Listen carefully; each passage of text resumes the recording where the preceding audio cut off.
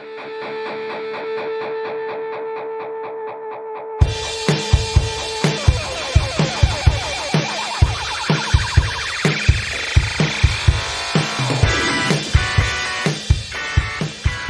to the Student Ministry Podcast. This is episode 46, and I'm your host, Steve Cullum. Here we are with another episode, another interview, and this time we're going to be talking to Jeff Bachman, a good friend of mine from that I met through Download Youth Ministry, as I meet a lot of my youth ministry friends through Download Youth Ministry. Not only is Jeff a longtime ministry veteran within youth ministry, but he is also an expert on youth and pop culture, and bringing those things together. He even hosts his own podcast about that, and we're going to dive all into that and how he brings all that together and how he's actually had the opportunity to start several ministries and all those things working together. Get ready, though. This is a longer interview, but Jeff's got some amazing things to say. So if you got to break it up a little bit, that's fine. That's fine. But just be ready to listen to this awesome interview. Not because of me by any means, but because of Jeff and all his amazing wisdom that he's learned over the years. But before we jump into that, I do want to remind you, if you are new, I'm not reminding you, actually, you're new. So you haven't heard this before. Thanks so much for being new. And thanks so much for listening to the Student Ministry Podcast. Be sure to hit subscribe on whatever podcast app you're listening to this, and share it with others. And if you like what you hear, leave me a positive review. That'd be awesome. That just helps us to actually be found by other people looking for ministry podcast, and that'd be awesome. But if you're not new and you've heard this before and you haven't subscribed yet, you haven't left a positive comment, can I encourage you please to do that? That'd be amazing. Also, be sure to share this with other people that you think might enjoy these great conversations with great youth ministry workers out there. Also, we want to thank our sponsors, longtime sponsor of Work Camp NE. They're great. They're so great. And if you haven't checked out their website, WORKCAMPNE yet, do it. Do it. That's .com, by the way. But do it, because if you're looking for anything to get your students involved in serving other people, this is a great organization to go through and partner with.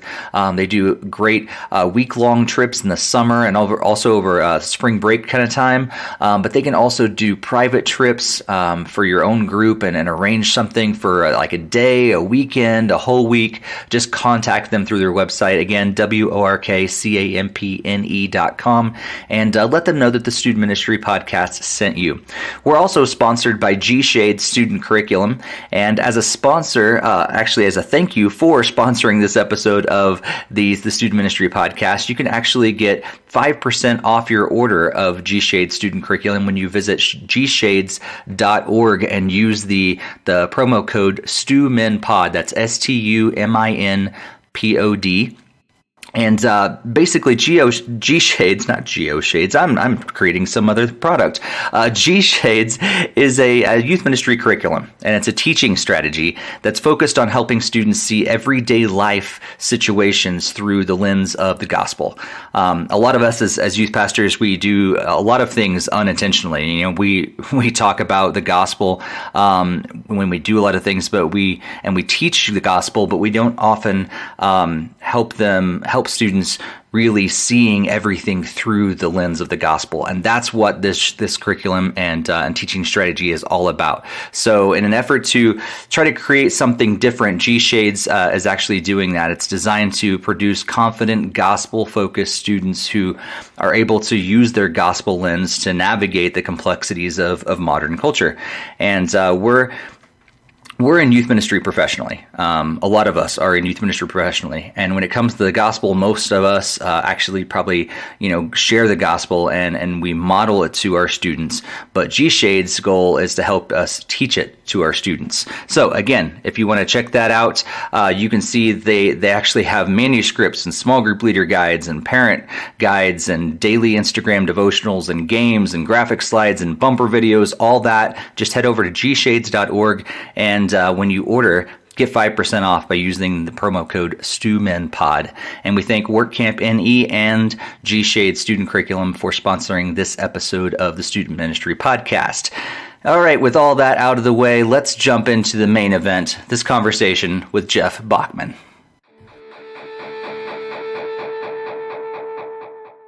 Well, hey, Jeff, thanks so much for joining us today on the Student Ministry Podcast. Well, hello, Steve. It's good to talk to you. Thank you so much for having me.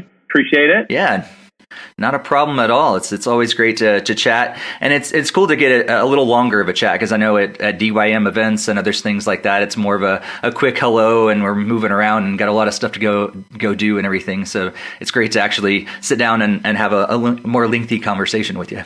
Agreed. And maybe part of it's my own personality, but I don't feel nervous in those sort of settings, but I feel the pressure of like trying to meet everybody in the room. And it's probably that we all have that DNA of being youth pastors. And so even though you're a guest at it, you're like, I got somebody I'm people to meet. And, right. And I've been at the ones where there was 100 and then the one where there's 200. You're like, that doubles the anxiety, because now you're like, there's twice as many people to meet. So you meet these people in passing, but then you go, gosh, that's somebody I'd love to chat with and hear their story. And so it's good to be able to do this. So thank you so much. Yeah, not a problem at all. And speaking of story, longtime listeners of our podcast know that we just love to start off with this question of your story. And so feel free to kind of dive into that as much as you want to, but to include, of course, your upbringing and everything, how you become a Christian. But I'd love to know also how you got into ministry itself and what God's been doing in your life to bring you to the point where you are today. Absolutely. Cool. So I'm currently, just for context, I currently live in Orange County, live in Irvine, California, which is probably hour and a half south of Los Angeles, hour and a half north of San Diego, but like right there in that pocket, 10 minutes from Disneyland. So that's where I'm at right now. And it's a horrible place to be. I know, it's awful. So if you could pray for me, I'd appreciate it. It really is. I will say we had season passes for a while, and they priced us out after a bit. So we had to go. It's a bummer. So for me, I was born in Ohio, and my parents, and I was there until about third grade. And I think my dad got a job transfer when I was in third grade, and so we moved from Ohio out to California, a little north of where I'm at right now. It's called the Central Valley, in an area like Modesto, Fresno, Stockton area. And when we moved out there, that was for my parents. They did two things. One is that it was just very customary at that time that when you moved to a new town, you would open the Yellow Pages, which I'm not sure how many people know what those are, but they would open the phone book and they would just find a church in their denomination. And so we went to a Methodist church in Ohio. I don't really remember it, but I have pictures of me being like baptized as a baby and those sort of things. And so when we moved in third grade to California, they opened up the phone book and they picked a Methodist church in Modesto. And so we went there, and I absolutely hated it because I didn't understand anything of what was going on. I remember going to like Sunday school in third or fourth grade. My mom bought me a Bible, but I didn't understand. And so I would sit there in these Sunday school classes, and we would do Bible drills. And I would sit next to my best friend, Brian Frickenick, and Brian Frickenick knew all the Bible books, and so he could find it, and so he always won the donuts, and he won the stickers, and I didn't. And I'm like, dude, this sucks. I don't like this at all. And so we'd sit there, and I remember like when my parents would on Sunday morning, I've always been an early riser, and so like if it was a Saturday, I'd get up at 6 o'clock and watch cartoons or go out and ride my bike or whatever. But on Sunday, I would just lay in bed and I would just lay there and hope. Probably the closest to a non-prayer prayer of just going, I don't want to go to church. And so I'd lay there until it was like past church time. And then I would get up and I would go, thinking that like if I got up, it would like, my parents were like, well, since you're up, let's go to church. So for me, but when I went, I was in Sunday school in like sixth grade. And one of my Sunday school teachers said, well, if you don't believe in Jesus, you're going to go to hell. And I'm like, well, I don't understand this, but that sounds miserable, so I don't want to do that. So I put my faith in Jesus at that point, but I'm not necessarily sure exactly what that was. But in seventh grade, I started kind of the youth group thing. And for me and my personality, we were just talking about Enneagram off air. I'm a 3-wing 2. And so for my personality, like youth group just spoke my language. And I loved the youth pastor. I loved the youth leaders. It was the first time that I had actually found something. It was for me, it was my social group. I had my stuff at school, but in elementary school, I was kind of a short, chubby little kid. And in seventh grade, I got super tall and hyper. And so like they were patient and they put up with me. And so I loved youth group trips. I went to church to meet girls. Like it was kind of all that. It really was the social thing. So like the whole organization of why youth ministry exists, like, worked perfectly on me. Nice. So in junior high and high school, I was always involved. I went on mission trips. We didn't go to summer camp. We did like backpacking trips, but I did all that, and I was involved in student leadership. And it's like, to look back now and go, was I saved at that point or not? I'm not totally sure. I think that I was trying to strive towards a life with Jesus. I think it was probably more behavior modification. I think it was more Sunday driven than it was all week. But in our church, there was just kind of an expectation and understanding when you graduated from high school that if you stayed around, and I went to a junior college there, that you just served in the youth ministry. So I applied for the internship, and I got it. And my youth pastor didn't like junior hires a whole lot, so he gave me the junior high ministry at 18. And I think of that now, and I was like, what in the world was I doing running this thing? But it was in like developing lessons for students that I began to see that I was like, oh, there's like sin, and there's a problem, and there's separation, and I need to fix that. So it was in teaching students that I kind of think that was for me kind of that 18 to 20-year-old time that I began to think Jesus did something for me, and I need to live a life in response to that. So, but that didn't happen until I started teaching Bible studies. So that's a little terrifying. But I also think that we all evolve and mature in our faith and our relationship with Jesus. So that was part of my story. So I was an intern at my church for 2 years. And then when I moved from Modesto to Fresno to go to Fresno State, I worked at an organization called Youth for Christ, which is a non-profit organization. And so I think that's where I really developed a love for on-campus ministry. So we'd go to junior high schools and high schools all around the Fresno County area, and we would just build relationships, and we'd just kind of hang out at lunch, and we'd run before school clubs and after school clubs. We even, in some of them, in school, my parents wanted me to get a real degree and not study youth ministry. And I say that kind of facetiously, but they wanted me to get, it was essentially something to fall back on, because they'd always ask me, like, what do you want to do with your life? I said, I want to be a youth pastor. And they're like, okay, but when you get a real job, like, what do you want to do? Right. So I actually studied deaf education and sign language studies. And so we would go onto campuses and start these deaf clubs. And so there were schools that they're kind of like magnet schools for kids who were either hearing impaired or they were deaf. And so we'd translate for them, and we would have interpreters at the club. And it was just crazy to see that when you spoke, and I think there's a bigger lesson here, but when we would speak the lesson of students who just wanted to make friends and just wanted to hear about Jesus, like, they came. So we'd have like 20 deaf kids at these clubs, for like sometimes more than like regular kids. So it was just, it was crazy. But we did that. So I did that in Fresno for about 4 or 5 years.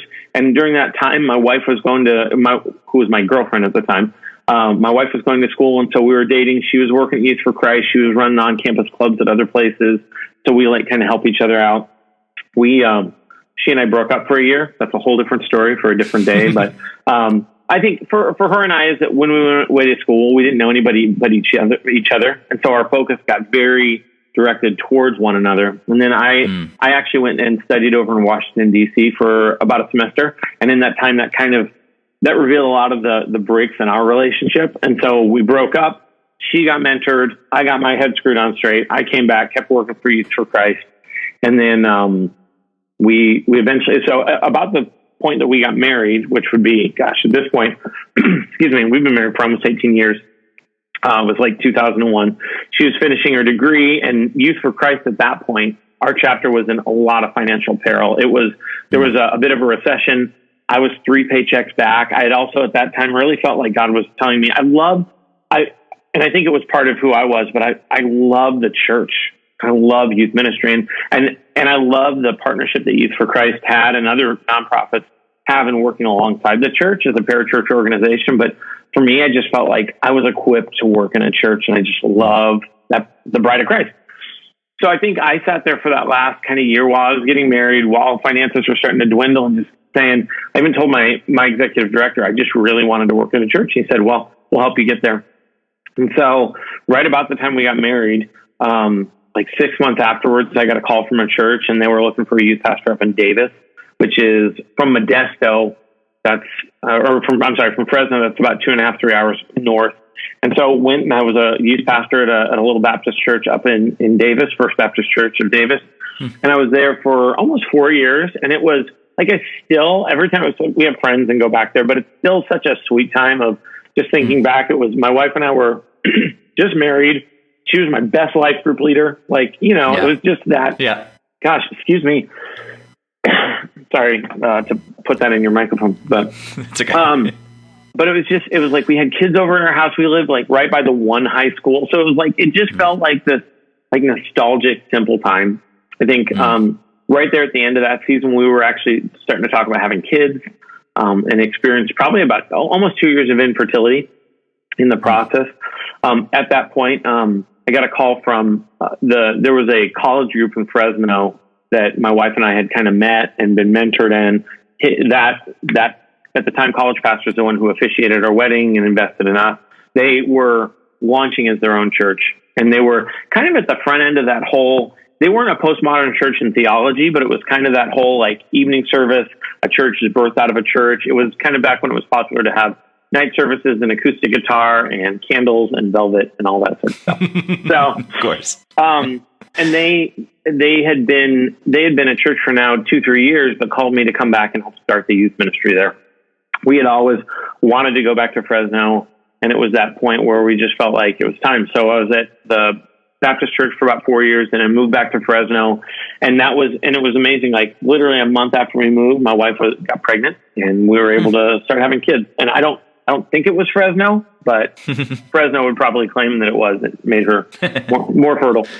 So so then I worked at a church called the Well Community Church in Fresno from 2005 to I was there until 2011. And in that time, and I'd like to think that I had something to do with it, but it was one of those churches that just experienced like explosive growth.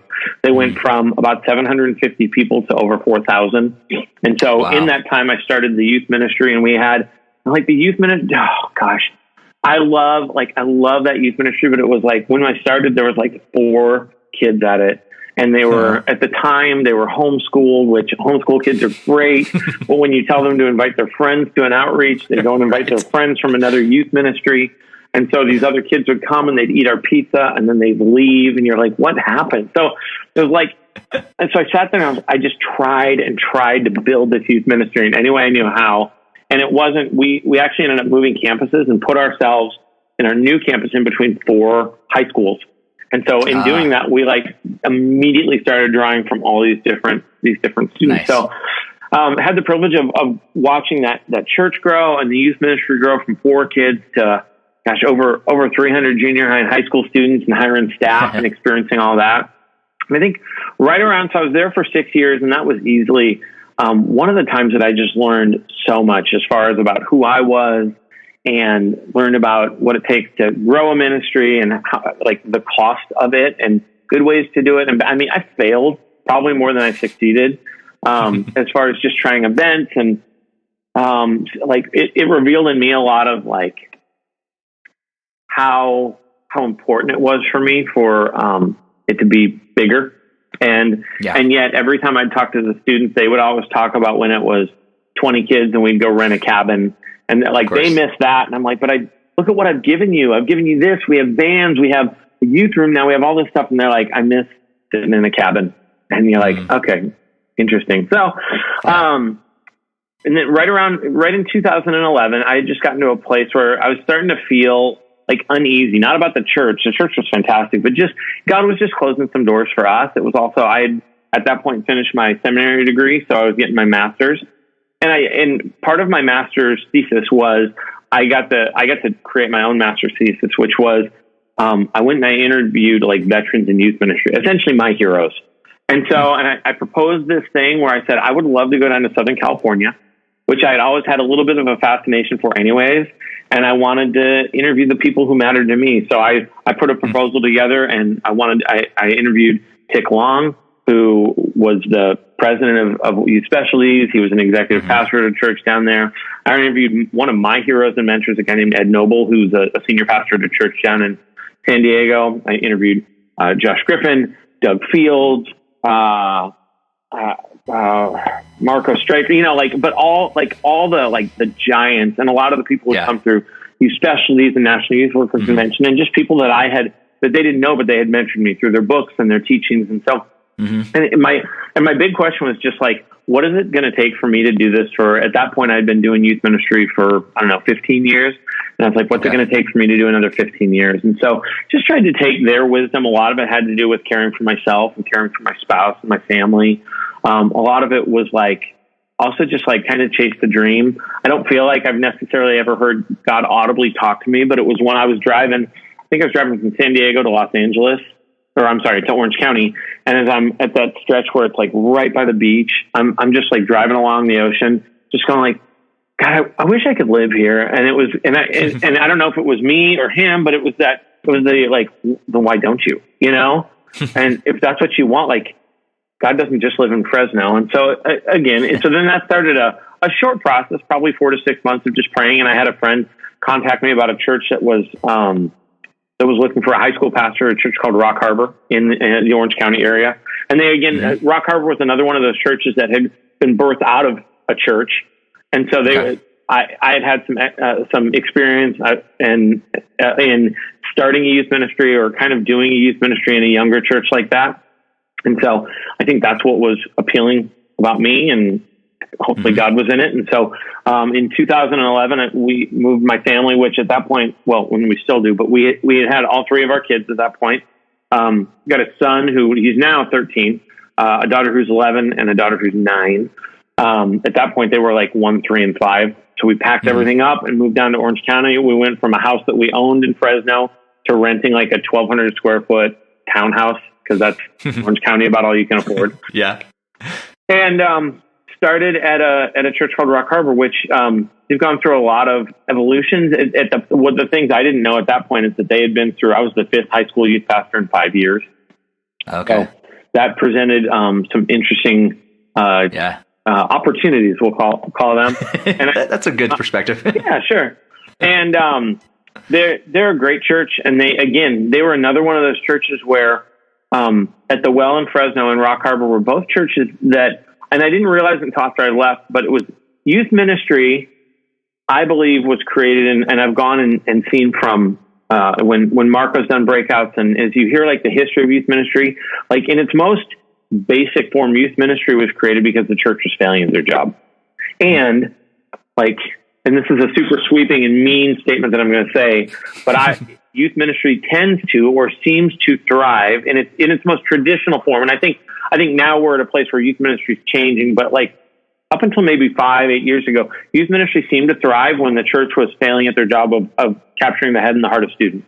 And that's why youth ministry was created. That's why Young Life and Youth for Christ was created. So youth ministry thrives when there's nothing else better. So, but I was at 2 churches that really had pretty attractive services for students.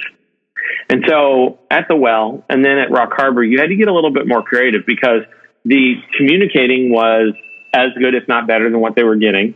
The music was by far better. I mean, it was just their level of production and worship leaders and music and video and lights and sound, it was just 10 times better than anything I could do on my own. Yeah. And so it really forced me to then start to go, what are we as youth ministry offering? Because for a while it was well, why don't you come to us? Because we're going to sing the cool songs. We're going to show you videos and we're going to give you donuts. And you're dude, that's everything that the main service has. And at those 2 churches that I was at, it was with a bunch of 18 to 25 year olds. So then for a high school student, they're sitting here going, well, I want to go there because I can hide in a dark room. Everybody's more attractive than me and it's super sexy. And so I'd rather go there than to hang out in your youth ministry. And so, and again, in times, I think we really thrived because of that. And then there was other times that it was hard to compete in that of trying to. And so out of that has really birthed a philosophy in me of starting to go, our responsibility as a youth ministry, and this isn't new, and I think it's a lot of what's come from Kara Powell and FYI, and then also David C. Cook and True Ministries, this idea that, and Orange, that parents continue to, even at 18, parents continue to be the primary means in which faith is passed down. So then if that's the case, then our end goal shouldn't be to create the most exciting, most vibrant service that happens for a 16-year-old. That may end up happening, but that shouldn't be it. And if that's the end, you're going to lose. And so it really started a journey for me of then starting to go, what does it look like for parents to be the primary means in which faith is passed down, but to understand that a high schooler still wants to hang out with high schoolers. So I was at Rock Harbor for 5 years. That one actually, and I only shared just so that other people know they're not alone. I was fired, and so after 5 years there, it got to a place that the ministry grew and then it shrunk. And again, we could sit and talk all day as to why that happened. But at the end of the day, the leadership and myself disagreed on what needed to happen next and how to move forward. And so, we parted ways. And so it was weird. I think for me, it unhinged a lot of things in me. And so that was now 3 years ago, three and a half years ago. And it was, for me, I think my biggest fear had always been being fired. How do you provide for your family? That's a bit of a scarlet letter on your chest in the youth ministry where you failed. I think that I've always thought that I did a pretty good job at this, and to go, first off, you're replaceable, and that anybody this can happen to anybody. And so I think I'd gotten a little snarky, arrogant, asleep at the wheel, some stuff like that. And so it was probably a good thing for me. If you ask my kids, they still love that summer that Dad didn't have to go to work any day. So like for them, this is the best. You get fired all the time. Right. So at that point, and we were even at that point, and I remember we would sit around because you didn't have church to go to on the weekend. So we'd sit around our breakfast table during like church times, and we'd do devotionals or whatever like that. And I asked my kids, I was like, what do you want me to do? I was like, if you're done with Dad being a youth pastor, like I'll go sell insurance. I'll work at Starbucks. I'll go get another degree, like whatever. But are you done with this? Because for me at that point, I'd done youth ministry I'd been like an associate campus pastor. I'd done junior high and high school, but I'd done youth ministry for 24 years. And so, and it was interesting to even hear my kids kind of like, even at that age, they would be 10, 8, and 6, like to feel empowered of going like, we're actively involved in like who our dad is, what he does, and that it brings us joy. And so they're like, no, we love that you do this. And so started interviewing and talking around, and there was a guy that I had always back in the day, like mid 2000s, there was a conference called Simply Youth Ministry that and so at Simply I would go to these breakouts, and there was a guy named Jeff McGuire who was the youth pastor at Mariners here in Orange County. He actually was an intern for Doug Field, so he worked at Saddleback, but he'd do these breakouts, and I really enjoyed him and respected him a ton. And 3.5 years ago, actually, Josh Griffin said, somebody asked me to interview for a job. I've got this little company called DYM. I think it's doing just fine. But I'd love to recommend you. And so I went and interviewed at Mariners. At the time, it was one of the campuses for Mariners at the Mission Viejo campus. And so got to work there. And so that's now been 3 years and a month. So a little 3 years and change. Started out as a high school pastor. It's now morphed into I'm the student ministry pastor. We actually, as a church, merged with another campus, which has been, again, a whole other part of the story. I'm sure, yeah. And I've gone from being the student ministry pastor to student ministry and working with high school. We just launched a internship and a young adult ministry. So, like, it's kind of next gen, kind of student ministries, but that's where I'm at. And I think, and I've told him this too, my boss, like, I've never had a boss support me so much, believe in me, and want me to not be a different version of him.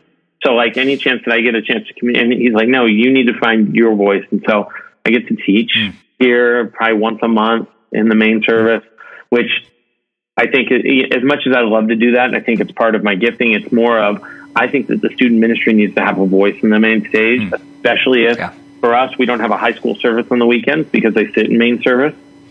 So but it's kind of a look, you got to slide all your chips in on that. If you're going to say that students need to be in service, you need to give students a voice.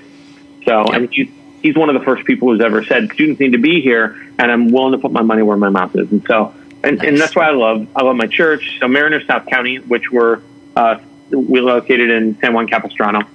And that's where I've been. So I'm going on 27 and a half years. I try and always ask God, like, God, do you want me to continue to do this? I'd hate to be the last one to know that my time's done. I don't feel like it is. I feel like as a parent of 3 kids, now 2 of which are in the junior high ministry, I go, I've got more to say about it now than I ever did Yeah. But I also, I think it's a good process for me to open-handedly just go, God, if there's ever a time that I need to go and do something else, get a demotion, be a campus pastor, I don't know, but like whatever. Yeah. If there's ever anything else that I could or should do, I'm open to that, but I love what I get to do. And now I love the fact that I get to have conversations like this and learn from other people. I think I'm pretty relentless about trying to get to other churches and visit them and go, I don't have it figured out. I want to like there's good stuff out there that I can learn from. And even sometimes you go to other people and go, your context is totally different than mine. And it affirms everything that we're doing. So yeah, that's so cool. That's where I'm at. Wow. God touches so much over the years, and it's cool to know that it started out with opportunities that we can give other people and letting people lead in student ministry and just letting God work in that. And that seems where it just took off for you. And we get the opportunity to do that as youth pastors. Oh man, I wouldn't be where I had two youth pastors who significantly shaped my love for youth ministry and also entrusted me at times that they probably shouldn't have. And yet they did. I was running a mission trip at 19 and I ran over a kid. So, whatever. It was a light running over. It was a light hit and run. I got to ride in an ambulance. It was fun. It was great. Everybody's fine. And again, that's also a different time, but, I think we're a little bit more, tight-fisted as far as some of the liabilities and legalities of it. Yeah. But I am who I am because people entrusted me with leadership. And again, at times that they shouldn't have, maybe there needed to be some more safeguards around me, but I got to make successes and mistakes and failures, and then to have people scoop me up and teach me in that. Yeah. I ran music festivals. I worked in concert music ministry. I had a radio program that I got kicked off of, so it's like where I play like Christian music, but it's like all these things, like each one of them I was able to walk away and go, okay, that was good. That wasn't. So anyways. Yeah. That's really cool. So we'll talk just a bit about your own podcast, because one of the podcasts that you do is all about pop culture and youth ministry and how that comes together. And I definitely want to dive into that. But one of the things I'd love to talk to you about before we jump into that is what your ministry looks like there, because as you said, I've also been noticing a lot over the last several years that youth ministry has been changing, and I think for good reasons. And I think we're heading in a positive direction, I think, overall. Yeah. And I think for a lot of the things that you've said already, I think that youth ministry really does need to be, maybe diminished a little bit and help elevate the whole overall church. The students need to be connected for all the reasons that FYI and everybody else is saying.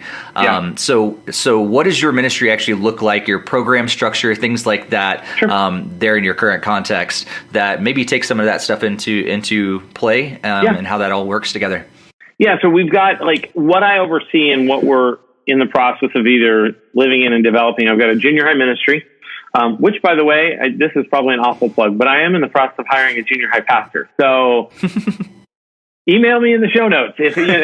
So we've got a junior high ministry, we've got a high school ministry, and then we have a young adult ministry. And so in that, I think we have made philosophically, we've made the determination that junior hires need to have their own age teaching and fellowship. So on the weekends, and we have 4 services. We have one on Saturday night, 3 on Sunday morning. We offer junior high 3 times, and then we have one where we don't intentionally, because it's also 8:30 in the morning, and no junior hires want to go to church at 8:30 in the morning. Right. But we also do that so that the leadership who are serving in junior high are able to go to church. And so, we'd have to be busting at I would rather move rooms than not have a service where junior high leadership is able to go to church. So, but we've philosophically made that decision. Also, in that, a lot of our high schoolers serve as like program students. So they'll help run games, they'll host. We've got a worship team that is all student led. They run the board in the back, and so it is for our students. That's a place where they get to serve and kind of flex that muscle. Well, the other reason, there were 2 reasons why how about 3? One is that God told me I should work here. So that's the first. The second was I have a high respect for my senior pastor and just love his wisdom and what he's invested in me. As I was as I came to Mariners Mission Viejo, which is where I originally got hired, they hadn't had a youth pastor for probably about 10 months. And as I walked around, what I saw was high schoolers who were they didn't have like a weekly gathering anymore. Well, what they were doing is serving. And they were serving in the coffee ministry, and they were holding babies and handing out flyers, and they were serving in the junior high ministry. And so for me to come into a context where I go, well, we're going to have to build an identity for the high school ministry, but their heart is set towards service. And so I've never wanted to do anything that will dissuade that. So, So our junior high ministry gathers on the weekends. Our high schoolers, they do a couple things. We tell them to do two things, in fact. It's to serve and to sit. And so they pick one service where they go serve someplace. And then based on our size, we don't have a critical mass to go to all the services, but we have directed them now to our latest service on Sunday, which is 11:30, so that afterwards we can go to lunch and we can hang out. And then the other thing that we've done for high school is, and I'm actually sitting in it right now, but we've built out it's pretty prime real estate, which is, again, I brag on my church for this. I put a proposal together of what would it look like to have a high school lounge. We don't have a high school youth room per se. We use shared space. We have a chapel where we use it on Thursday nights for high school, but we have now what's called a high school lounge. So before and after services, it's open for students to come. We have Keurig coffee machines. We actually have a Bachman stand-up video game. We like board games and food, but flyers and information. And so as people are walking into our church, this is prime real estate where students are able to walk by and connect with each other. But then when service starts, we shut it and we go in and sit in service. So for our high schoolers, like, we have the space to have a high school service now. We've chosen not to, because we believe that for a high school student, they have up to 4 years to where they're going to have to now start to figure this out. And I'd rather them do it with a safety net underneath them. I had a family in my ministry that, and again, different times, so I don't think that it would work quite the same, but I had a family in my youth ministry that when their kids turned 17, they said, okay, you're 17, you're a senior in high school, you don't have any rules. You don't have a curfew. Here's the keys to the car. Here's how. So they essentially for a year let them feel what it felt like to live in an apartment, in a dorm, but with the safety of parents under them. So if on a Thursday night they decided to go to a party and then go to school the next day, like, they had to pay the consequences. Or if they got into a situation where they were stuck, they had their parents to call and to help, but they didn't have to do it alone. And so I think for us, we're trying to develop a high school ministry that we go, look, we recognize that you're still great and you're still high school specific. And so we have a youth group that meets on Thursday nights, but on the weekends, we want you to fall in love with the church, not your youth pastor. You know, when I was 38 years old, I had a great deal on a car to buy. Somebody offered me a smoking deal on a car, and I made 2 calls. I called my wife, because that's what you do when you buy cars. You don't surprise her. And then I called my dad. Like, I didn't call my youth pastor. And so as much as I want students to love their time in the youth ministry, if at 25, if they continue to say my best years of my spiritual growth was when I was 16, I'm like, I think we've gone and glorified at the very least our system, and if not ourselves. And like, our job, like, they're passing through, man, which is beautiful because when you get that freshman in high school that you're like, dude, I'm counting down the days until you graduate. Like, it's great because they move through, but then you get those students who are just rock stars, and it's sad because they're passing through. But it's like, if they stay here, or if this is the best years of their spiritual life, I feel like we've kind of missed the mark on that. And so we've got to set them up to fall in love with the bride of Christ and with the church, and to put parents in a position to where they're going to be able to engage them in conversation. So even as simple as just going like, what'd you think of that sermon? Dude, that was a snore fest. Okay, yeah, me too. Why? You know, or whatever. But it's like the parents are able to very easily now, like, figure out how to begin to engage the students. But, you know, we're also... we are in the shadow of Saddleback Church and Mariners and tons of mega churches. And so for a lot of parents who come here, they're like, where's the high school youth room? Like, where? And they just want to know where to drop their kid off, which isn't necessarily bad, but so it's taken a lot of retraining. It's a philosophical change for sure. Yeah. And I'll sit here and explain to parents in the primary means, and then and they go, oh, so you don't have anything. And you're like, so it's a Titanic ship that we're trying to move. Yeah. But so junior high gathers age-specific teaching. High school has like with a safety net starting to serve. And so they sit and serve. And then for us is that we gather all of our student ministries, so junior high, high school, and any parent equipping on Thursday night.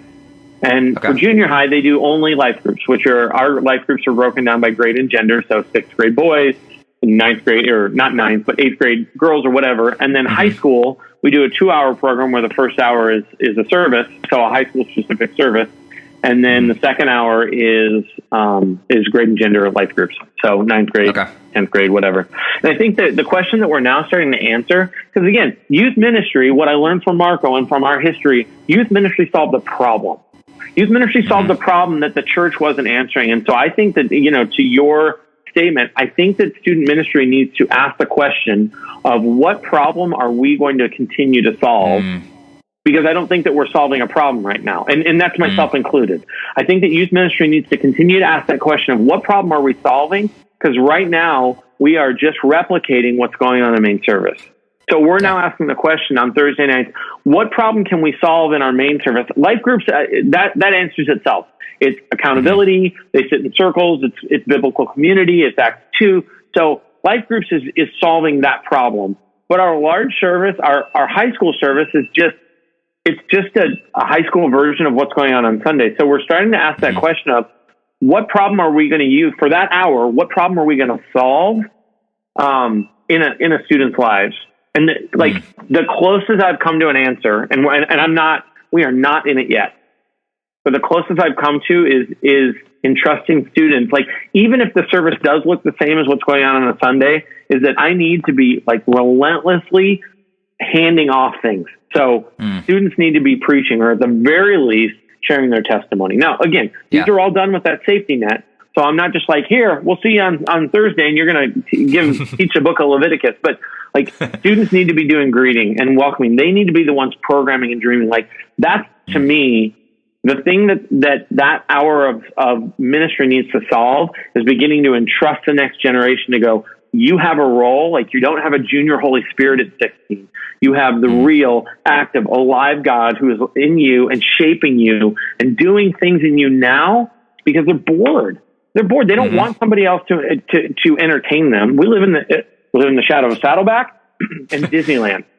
I will never be bigger than either of those things, or the beach, or the right. So then you just go. So then I've got to be able to do for them something that nobody else can do, which is to say, at 16, the very active Word of God is changing and shaping you. It is your responsibility with parental and adult support for you to begin to feel what that feels like, to take ownership over that.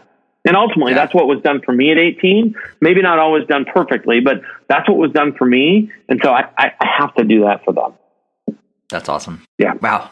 Man, there's so much good stuff there. I hope people are taking fervorous notes right now as they're listening to this, because it's so great. And I think that's what we've been experiencing as well as, and maybe I wasn't thinking of that question as conscious as I probably should have, but what is that purpose that we're solving, and what are we shooting for? And I think that was one of the reasons why we recently changed to a primarily small group focused ministry. Yeah. We actually cut all of our student specific services because of that reason. Because we felt, what can we actually do? We can provide community, and we can provide a place for relationship to happen, both with God and with each other.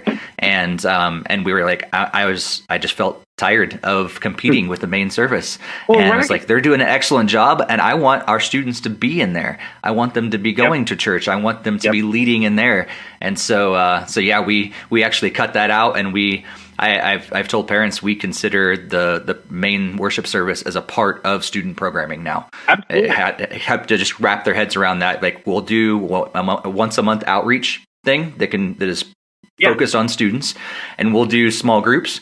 But hey, we've got an excellent service that we're trying to get students involved in and make that student, appealing to students. We want you to go to that, and we want you to sit as your family. We want all this stuff. So again, it's a Titanic ship. And it's not quite as attractive. I get it.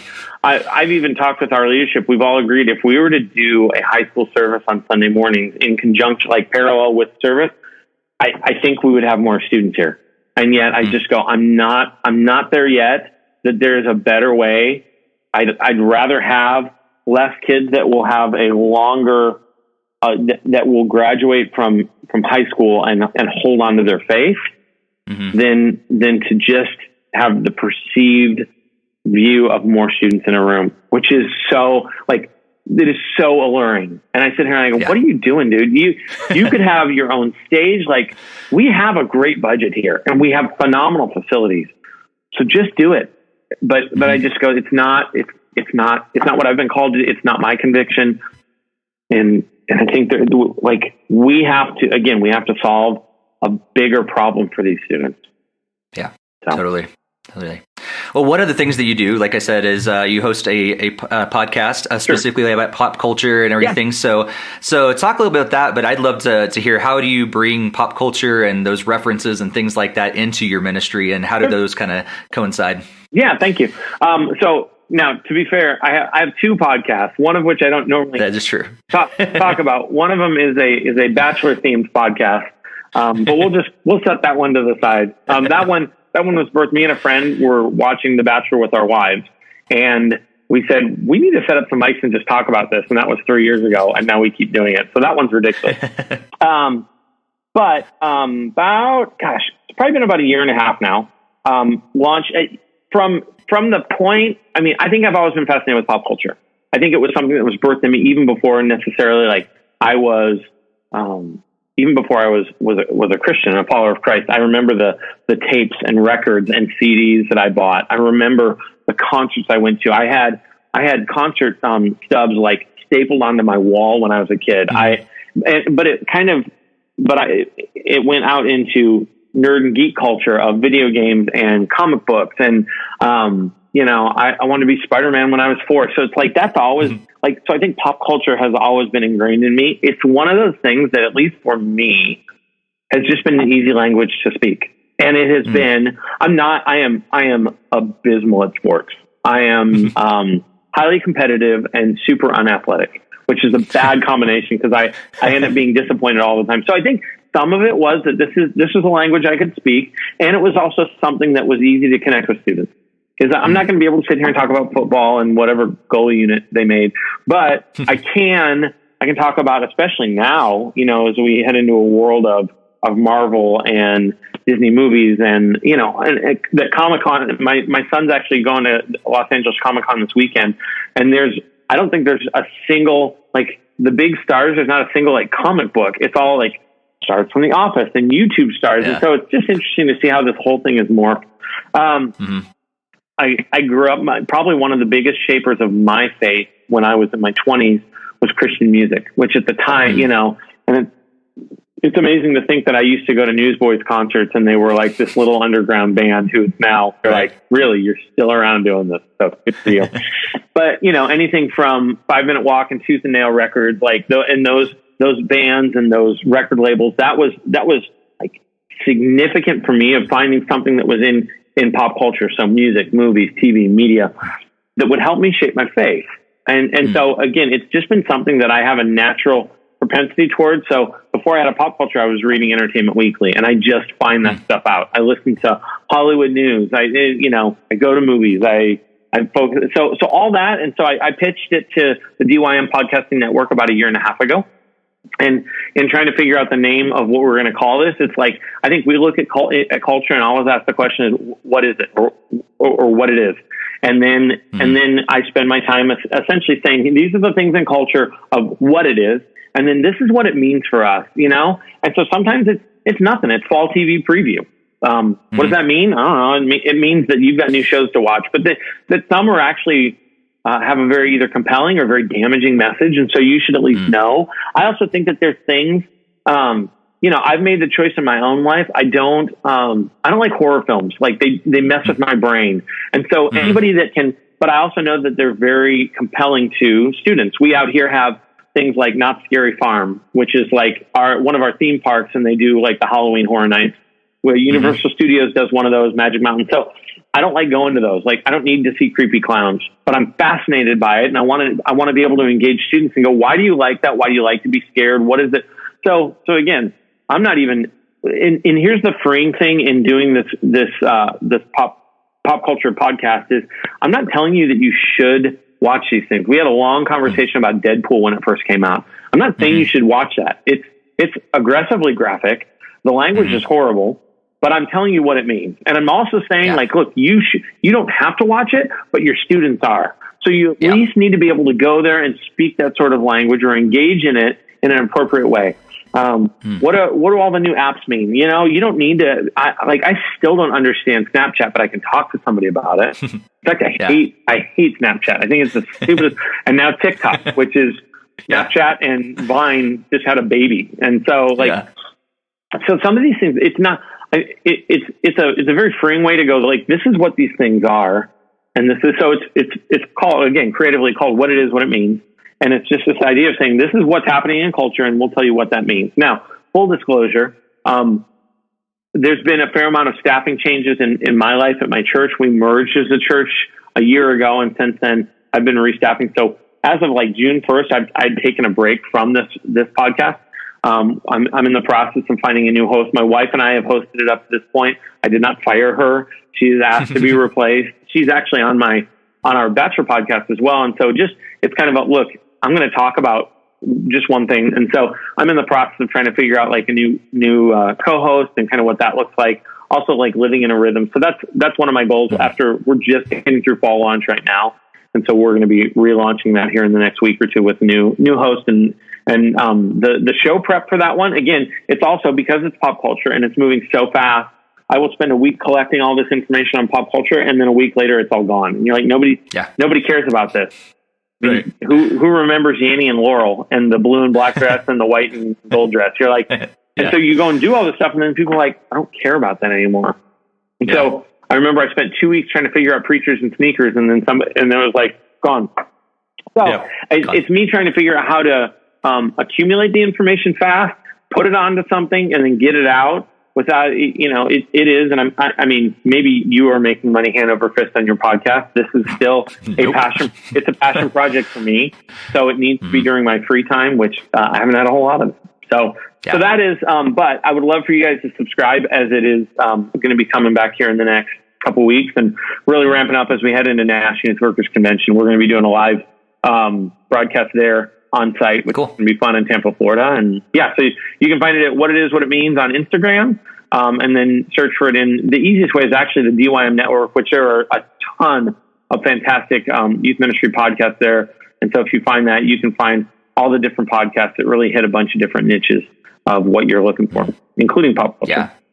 Yeah, I think that's so something so interesting. And as I was sitting actually at the National Day of Youth Worker Training a couple weeks ago that DYM held, two things popped in my head as I was talking to our staff, and I think one of them was that I take the training and everything that I get, so I take it for granted so much. Because that's just something I naturally get. I'm connected with people from DYM and I'm reading and all this stuff, and our volunteers just don't have that ability and that sort of thing. But also my natural love for also pop culture and video games and all that stuff makes it so natural for me to just be always watching YouTube and reading news and what's the upcoming movies and all that stuff. But a lot of our youth leaders, like, that's not what they're doing. So to have something like that says, here's the most important things that you need to know because your students are into it, we're gonna give you and here's how you can talk to them. Yeah, exactly. Well, and I think my only way of like explaining it for a lot of people, I'm again, sweeping stereotype. For a lot of gentlemen, they have a natural tendency towards sports, and maybe and ladies as well. There are a lot of people out there that have a natural tendency towards sports. They put on the ESPN in the background, they flip through, they like to look up scores. Like, I don't do any of that. I felt bad when I heard the Dodgers lost last night, and they're out of the race for the World Series. But other than that, like, I just don't care. And so for something that is, I flip through Entertainment Weekly. I've got notifications on my phone, like all that stuff pops up. And so I take for granted that other people, they're like, I don't watch YouTube. And you're like, you don't just flip through for just fun. You don't watch movies. I can watch movie trailers for an hour, every Thursday night I go onto Spotify and look at all the new releases of music. So again, and that's why look, if you want to go to sporting events and that's the thing you do, great. Have fun doing that. This is my hobby. This is the thing. I like to travel. I like to cook. I surf very badly, and I like to learn about pop culture and go to movies and stuff like that. So, cool. So it is, but I'm with you where you just go, you forget that other people don't have that kind of base level knowledge. And so these things, you're like, oh, it's got to be way up here. You're like, no, just give the big rocks of what's going on. I think one of the big things we're going to be talking about here in this next month is there's 2 new streaming services that are going to be happening in November and December. And I think it's going to change the whole landscape. I think cable TV and satellite TV is going to die pretty quick. But you're looking at Disney and Apple TV, and both of these things are coming. Disney TV has got a deal right now that if you pay $140, you can get 3 years of streaming service. That works out to $3 a month. I took that deal. Yep, right here. Yep. Me too. But I just go, that's got to have an impact on it already. You've got Netflix and Hulu and Voodoo and all these different ones, and now you're like you're adding in 2 monsters. So there's too much TV. We can all agree with that. But you just go, what does that mean when Disney is now going to have a hub of 750 movies that are family friendly, that are Star Wars, that are Marvel, they're holding ESPN and I think and Hulu. In that 4-fingered mouse hand, they are going to have a tight grip on an enormous chunk of streaming that we take for granted and that we watch. That's true. And I think it's, in a way, it's there are other things, sports and things like that too, but it's one of those pillars that I think, as Paul did, he was a student of his culture and was able to then talk to people because he knew what they were into. Yep. He was an expert, but we don't have to necessarily be an expert. We at least need to have enough familiarity with that to be able to relate to a student. And all of a sudden, when they're talking about TikTok, and you go, oh, hey, I know what that's all about. Instead of going, what? That sounds stupid. Like, I'm not going to even engage with the conversation. But now you're like, okay, I've heard of that. I know a little bit about it, and I can actually have a conversation with that student. All of a sudden, you built a relationship. Yeah, and in fact, and I think that this is a good youth ministry lesson just across the board, putting students in the position where they're the authority. So you're like, I've heard of TikTok. I know that you do this. You can make these. What? Help me understand. Show me how. Yeah. And all of a sudden, they become an authority in a world where everyone is telling them that someday they'll be an adult. You're putting them in that position of authority, and they love it. Yeah. I think for us, on our first episode, the heart and the scriptural basis for what it is, what it means, is out of Acts 17, where that you were just referring to. That Paul walks around and he spends time learning the culture, and he looks at the idols, and he spends time, and then he goes and he says, men of Athens, I can see that you are spiritual in so many natures, and yet in the place where you're ignorant, and not meaning dumb, but in the thing that you don't know about, allow me to point you to Jesus. And so I think that is a big heart for this, of going, I think we actually live in a very spiritual culture. And I think if not spiritual, at least superstitious. So for us to say this thing that you go, this unknown, because in Acts 17, you go that you had an idol to an unknown God. So this thing that you worship in ignorance, allow me to tell you what Jesus has done. And that Jesus cares about Hollywood and the movie industry and music. And all those creative expressions are actually, that is of God. We've just taken that and chosen to direct that energy in another place. And so that for us has been the scriptural basis for why we do what it is, what it means. That's cool. That's so cool.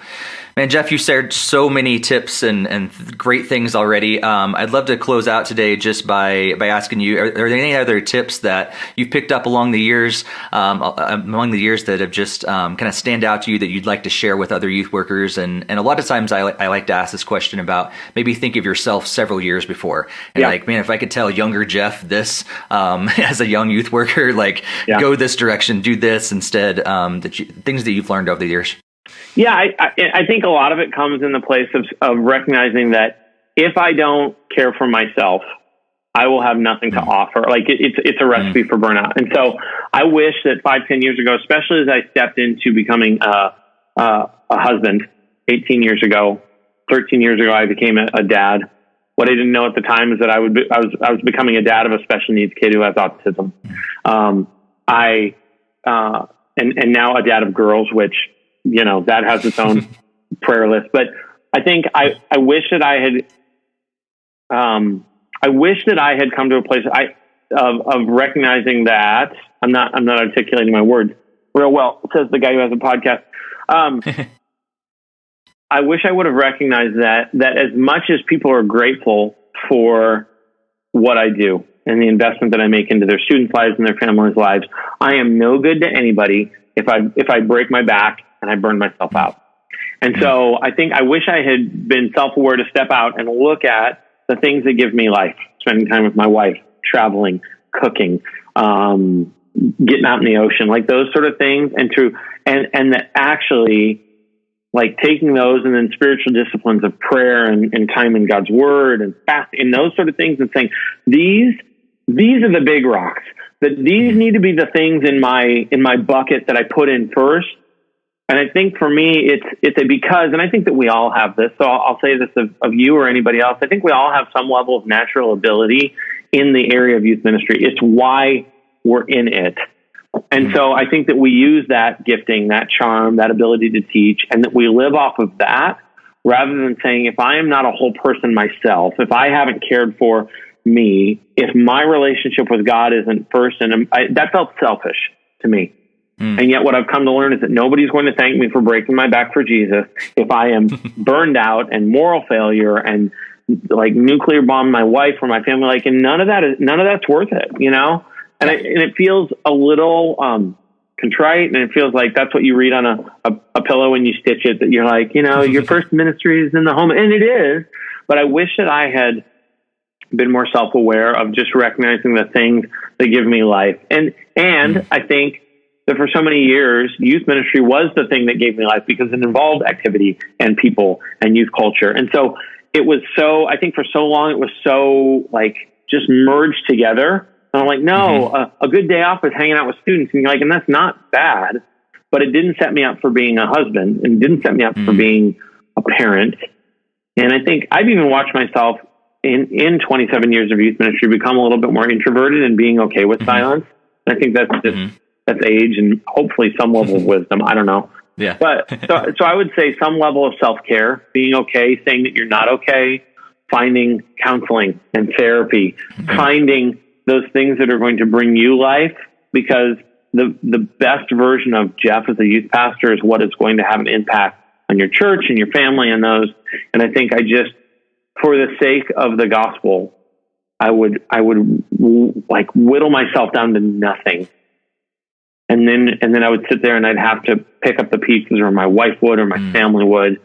And then I'd dust myself off and do it again. And you're like, that doesn't work. That doesn't work. And here's the thing. God never called us to do that. We're called to live sacrificially. We're called to give for the gospel, but not at the sake of my marriage. And so I think that's what I wish somebody had. And I think I knew it, but I wasn't doing it. I also know I should go to the gym, and yet I skipped that today. So I wish I'd had somebody 10 years ago going, no, get out of here. Go do you haven't prayed in 3 days. You've cracked your Bible to write a Bible study. That's not quiet time with God. You haven't been out in the ocean in a month, and you live 20 minutes from the beach. Like, that's ridiculous. So I wish somebody had done that for me, or that if future Jeff could come back and tell old Jeff that. Yeah. That's so good. And I think one of the things that I'm learning through that, with that in mind, is how to rest right now. That's something that I'm actually going through right now, because I am more of an extrovert. I don't prefer time. I'm like you. I've grown to appreciate it the older I get, but it's not something I naturally run to. Sure. And so to be able to figure out how to rest well and how to take care of those things, because I know it, but in practice, it doesn't always come easy for me. And I think that's what you said is great wisdom and advice for me, as well as I'm trying to figure this out too, because I don't want to be burnt out. I don't want to, neglect my wife and all those other things that I do need to put a lot of effort toward as well. And so I hope that other people are really taking, careful notes mentally about this, because like you, I've heard it so many times, but am I actually putting it into practice the best way? No, not at all. Yeah. Well, and I think I've sometimes, as I've talked to other people, and even for myself, it's, again, not a sports guy, but I played baseball long enough to know I'm right-handed and I throw the ball a certain way. Like, I feel like every time I changed seasons of life, when I became a husband, when I became a dad, when I moved, it felt a little bit like throwing a ball with my wrong hand, or for me, my left hand. And so for a lot of younger guys and girls, men and women that I've spent time with, I'm like, you got to learn a new pitch. Because for so long, like me, youth ministry was, I'm hanging out with kids every Friday night at football games, and they're coming over to my house. My wife was a great life group leader, and then all of a sudden she had a baby, and you're like, what? We can't do this. My kid's got to go to bed at 6:30. Like, it's different. And so I think we've had to, at different seasons, learn a new pitch. I got to learn, because and the ball still gets there. It's just clumsy. So you got to practice. But you got to figure out the ways that you did youth ministry when you were 25 aren't going to work at 30.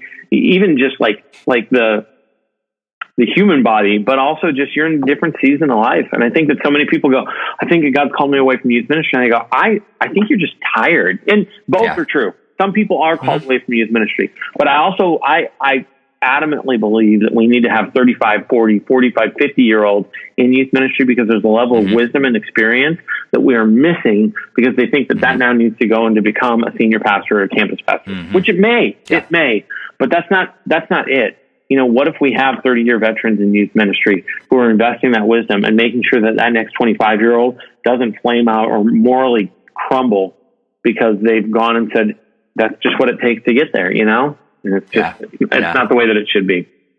Yeah. Amen. Wow.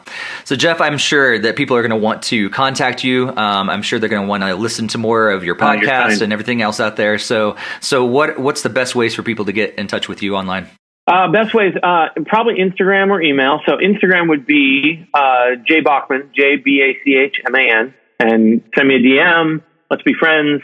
I would love to just see your youth ministry and learn. Again, I learned so much on just looking on social media. Now, we all know that our social media tells the best story of what's going on. But, right. So send me a message or find me there, or my email is Jeff Bachman, then the number 1. So JEFFBACHMAN 1@gmail.com. And I would love to learn from you. I'd love to talk with you, help you out in any way. Oops, I've got somebody calling. There we go. Hang it. I just had a call come through on my Skype. And, and again, I love to go visit churches, help out, speak, teach, support, pray for anything I can do. Because again, I think we are a small fraternity and sorority of people who get each other, and it's lonely out there, man. So let's figure out how to support one another. Even like this has been life-giving to just meet you and to talk to you too. So thanks for being generous with your time. Yeah, no problem. And thank you so much for being generous with your time and all that you've done and all that you've learned and sharing all that today. I know that our listeners are definitely going to benefit from this conversation and hearing from you today. So thanks so much. And may God bless your ministry. God bless you, Steve. Take care. Well, I do want to thank Jeff one more time, and I want to thank you all for tuning in and listening to this conversation, and I hope you were taking notes, because I know I was. I had so many ideas and so many things that are going through my head from listening to Jeff, and so make sure that you reach out to him if you have any other questions or want to pick his brain anymore. Make sure you do that, and you can also reach out to me. I'm on Twitter at Steve Cullum. I'm also on Facebook and Instagram and everything. It's pretty much at Steve Cullum everywhere, but you can also follow the Student Ministry Podcast on social media if you haven't done so yet. You can look us up on Twitter at StuMenPod. You can also find us on Instagram and Facebook at the Student Ministry Podcast. And we'd love for you guys to, for us to have your follow. That'd be awesome. And you can reach out to us that way, especially if there's other people that we need to interview. And you're like, hey, you got to have so-and-so on the show. Make sure you contact us, and that'd be awesome. Make sure you also subscribe if you haven't done that yet, and share it with others. And if you haven't done so and you like what you hear, please leave a positive comment on your favorite podcast app of choice, especially the Apple Podcast and Google Podcasts, Spotify, things like that, where a lot of people use. It just helps us kind of rise higher to the top and helps other people find these conversations. We also want to thank our sponsors for this episode of the Student Ministry Podcast. First of all, WorkCamp NE. Their website is WorkCampne.com, and also G-Shades Student Curriculum. Their website is gshades.org, and be sure to use the promo code StewMinPod for 5% off your order when you go to gshades.org. We're so grateful for both WorkCamp NE and G-Shades for sponsoring this episode of the Student Ministry Podcast. Quick heads up, for those of you that are going to the National Youth Worker Convention in Tampa this year, I'll be there in just a couple weeks. Hope to see you there. And again, I'm so grateful for you being here, listening to this episode, and sharing with others, and doing all that you do for students and families. And may God bless your ministry.